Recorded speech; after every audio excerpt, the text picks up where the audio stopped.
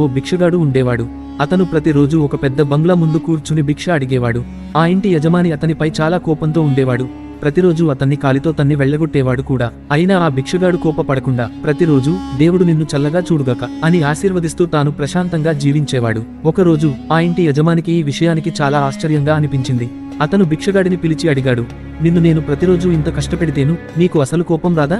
ఈ సహనం ఎక్కడి నుంచి వస్తుంది?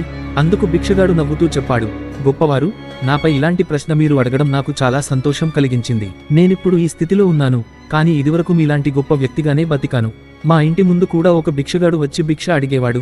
ఆ సమయంలో నేను అతనిని కూడా ఇలాగే తిట్టేవాడిని, కష్టపెట్టేవాడిని. కానీ ఆ భిక్షగాడు మాత్రం నన్ను శపించేవాడు. కాలం తిరిగింది. ఈ రోజు నేను ఆ భిక్షగాడి స్థితిలో ఉన్నాను. అప్పట్లో తన శాపం విలువ నాకు తెలియకపోయింది, కానీ ఇప్పుడు తెలుసుకున్నాను. అందుకే ఇలాంటివి నేనెన్నడూ చేయకూడదని నేర్చుకున్నాను. ఎవరి పట్ల కూడా మనం ద్వేషం లేదా కోపంతో ఉండకూడదు, ఎందుకంటే మన చేతుల మీదుగా ఎవరు బాధపడకూడదు. ఈ మాటలు విని ఆ ఇంటి యజమాని ఎంతో సిగ్గుపడుతూ కళ్ళు తెరిచాడు. మరుసటి రోజు నుంచి అతను భిక్షగాడిని సన్మానంతో చూసి భిక్ష వేస్తూ తన ప్రవర్తనలో మార్పు చేసుకున్నాడు. అహంకారం, గౌరవం లేని ప్రవర్తన విడిచి అందరికీ గౌరవంగా మెలిగే వ్యక్తిగా మారాడు. మోరల్: ఎవరినీ తక్కువగా చూడడం, వారిపై కోపంతో, ద్వేషంతో వ్యవహరించడం మనకు చేటు తెచ్చే అంశమే. అందువల్ల ప్రతివారిని గౌరవంగా చూడాలి, మన మంచిని ఇతరులతో పంచుకోవాలి. ఇలాంటివి మరెన్నో మంచి కథల కోసం మార్నింగ్ థాట్స్ ని ఫాలో అవ్వండి. ఈ వీడియోని మీ బంధుమిత్రులకు షేర్ చేయండి.